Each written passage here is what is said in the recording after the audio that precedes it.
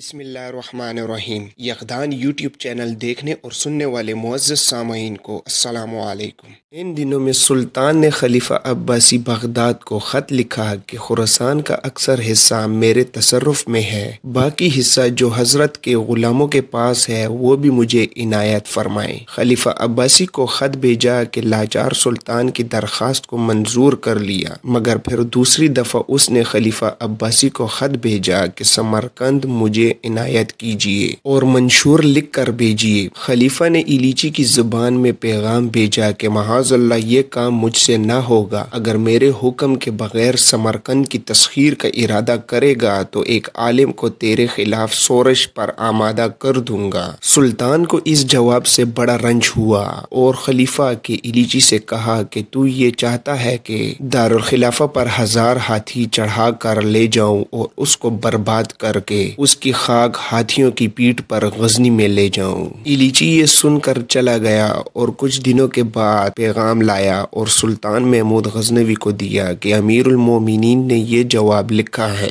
خواجہ ابو نصر زوزنی نے جو دیوان رسالت تھا اس نامہ کو کھولا تو اس میں دیکھا کہ بسم اللہ الرحمن الرحیم لکھا ہے اور بعد اس کے چند سطروں میں حروف متقطعات الف لام میم لکھے ہیں اور آخر میں الحمدللہ رب العالمین والصلاۃ علی رسول محمد وعلی اجمعین تحریر ہے، باقی کچھ نہیں۔ تمام منشی حیران تھے کہ یہ کیا جواب ہے۔ تفاسیر میں ان حروف کا مطلب دیکھا لیکن کچھ نہ سمجھ آیا۔ خواجہ ابو بکر کوہستانی نے جرأت کر کے عرض کیا کہ حضور نے جو ہاتھیوں کے پاؤں کا جو لکھا تھا اس کا یہ جواب الم تر کیف فعل ربک باصحاب الفیل ہے۔ یہ سنتے ہی سلطان کے ہوش اڑ گئے۔ جب ہوش میں آیا تو بہت رویا، خلیفہ کے رسول سے معذرت کی، بہت تحائف نظر کے لیے بھیجے اور ابو بکر کو خلت خاص عنایت کیا۔ سن 410 ہجری میں ہندوستان کی فتوحات کا فتح نامہ خلیفہ القادر باللہ عباسی کے پاس سلطان محمود غزنوی نے بھیجا اور ایک سنگ جو ہندوستان میں سلطان کو ملا تھا اور اس کی یہ خاصیت تھی کہ زخم پر اس کو لگائے تو فوراً اچھا ہو جاتا تھا، تحفہ بھیجا۔ خلیفہ نے ایک مجلس عظیم کو جمع کیا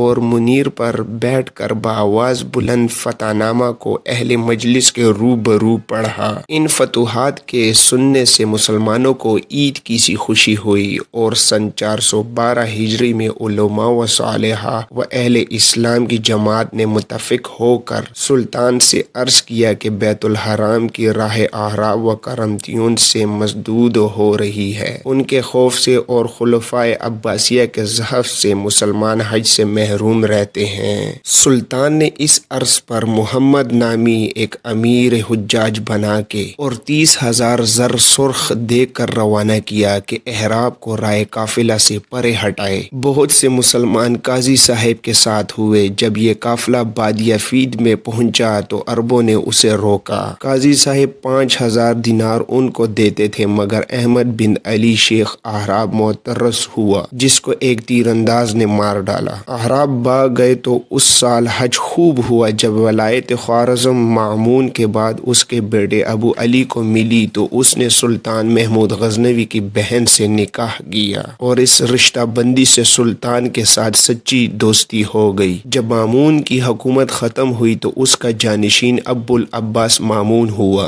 اس نے سلطان محمود غزنوی کے ساتھ خلوص عقیدت ظاہر کر کے اجازت چاہی کہ اس کی بہن سے جو اس کے بھائی کی بیوی تھی خطبہ نکاح پڑھائے۔ سلطان نے اجازت دے دی اور اس طرح محبت کی بنیاد مستحکم ہو گئی۔ ابو العباس مامون کے آخری ایام میں سلطان نے اس کے پاس ایلیچی بھیجا اور درخواست کی کہ ولایت خوارزم میں خطبہ اس کے نام پڑھایا جائے۔ ابو العباس مامون نے اپنے اعیان و دولت سے مشورہ کیا تو اکثر نے یہ کہا کہ جب تک آپ کا ملک دوسرے کی شرکت سے خالی ہے ہم کمر خدمت باندھے ہوئے موجود ہیں اور اگر آپ کسی اور کے محکوم ہوتے ہیں تو ہم تلواریں لیے کھڑے ہیں، آپ کو معزول کریں گے اور کسی اور کو تخت پر بٹھائیں گے۔ سلطان کا ایلیچی یہ صورتحال دیکھ کر چلا گیا۔ اعیان خوارزم شاہی نے یہ کہہ دیا مگر پھر وہ سلطان کے اقوال کے رد کرنے سے پشیمان ہوئے اور نیالتگین جو صاحب جیش خوارزم اور سردفتر اہل جسارت و خسارت تھا मुहिम के वास्ते तैयार हुआ। एक दिन वो ओबाश के ग्रोह के साथ खिदमत अबुल अब्बास मामून में गया।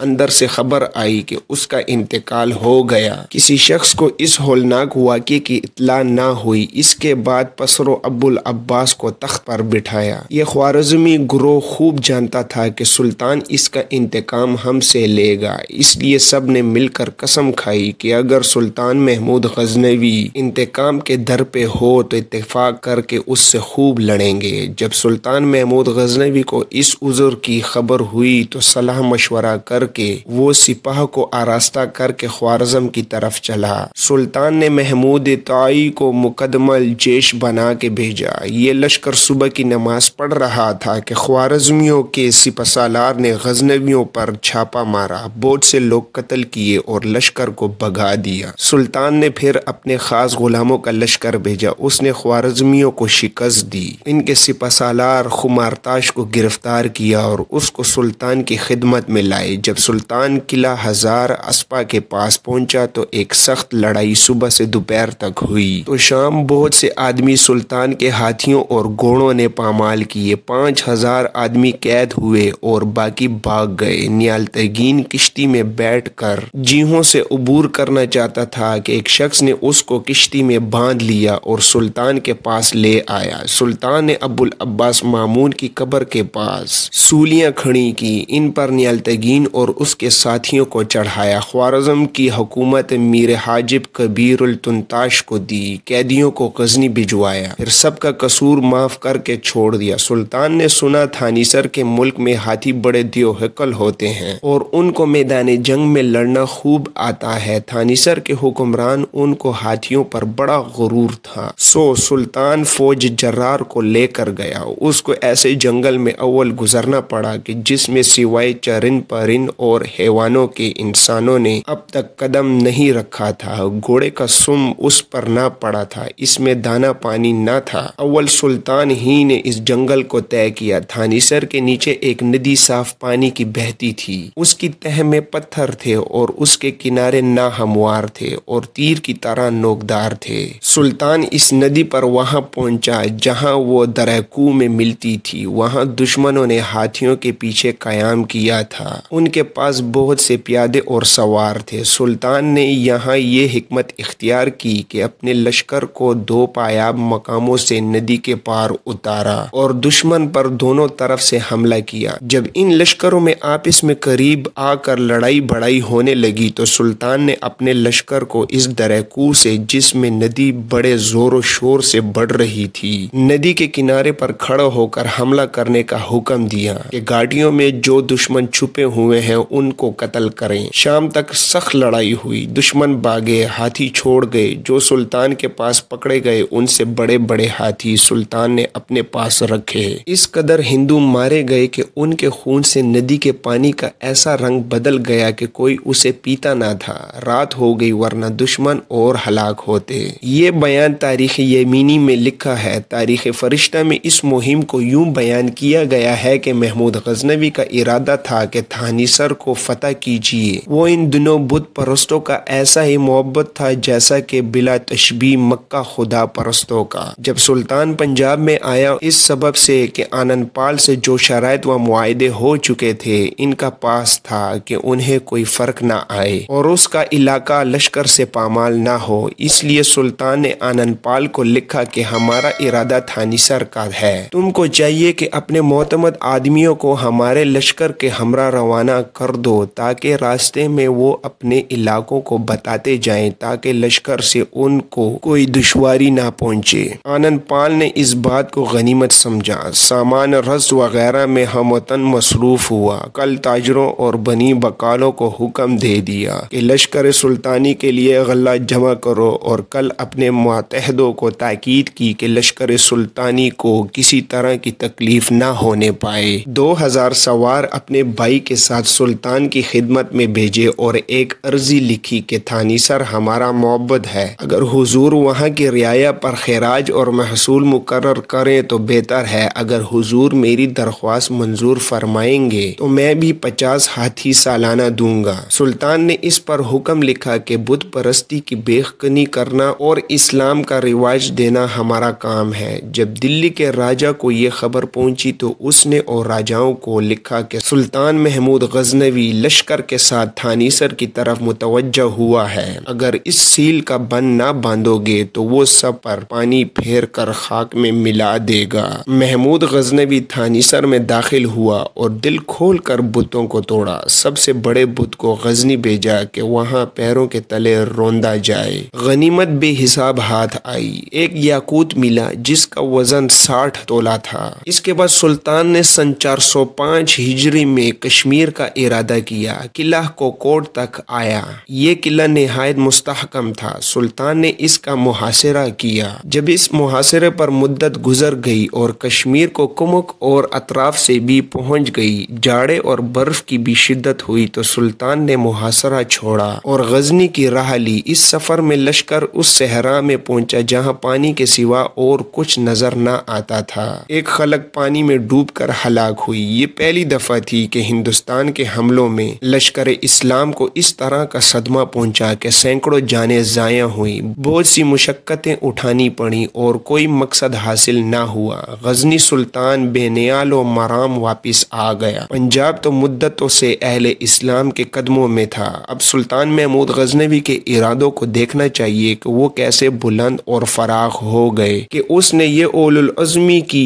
وسط ہند کا دروازہ اہل اسلام کی فتح و نصرت کے لیے کھولے۔ اس نے ایک لشکر جرار جمع کیا۔ ایک مورخ لکھتا ہے کہ 1,00,000 سوار اور 20,000 پیادے تھے۔ تاریخ یمینی میں لکھا ہے کہ 20,000 سوار ماور النہر اس کے پاس تھے۔ فقط جہاد کے ارادے سے وہ آئے۔ سلطان کی اس مردانگی کو دیکھیے کہ اس نے سپاہی، سمرقند اور بخارا ان ملکوں کے لیے جو ابھی فتح ہوئے تھے، یہ تدبیر نہایت معقول تھی۔ اگر ہمراہ نہ لیتا تو وہ کب اس کے پیچھے بیٹھتے، ضرور ایسا دنگا فساد پیچھے مچاتے کہ سلطان کو آگے بڑھنا دشوار ہو جاتا۔ پھر اس سپاہ فراوان کو ہمراہ لے کر وہ 7 دریاؤں سے ان مقامات پر اترا جہاں ان کے پاٹ کم تھے۔ اس مہم میں سلطان جس راہ سے کنوج آیا مورخوں نے مختلف طرح سے بیان کیا ہے، مگر تاریخ یمینی کے موافق اس سفر کا حال بیان کرتے ہیں۔ لشکر کو لے کر اول کشمیر میں آیا۔ کشمیر اور غزنی کے درمیان ایسے گھنے جنگل تھے کہ ان میں ہوا کا گزر بھی دشوار تھا۔ ان میں جانور سرائی اور شور و غل مچاتے تھے۔ سلطان کے 20,000 ماور النہری سپاہی اس لیے آ گئے تھے کہ وہ ان کو کہیں جہاد میں بیچ کر غازی و شہید بنا دے۔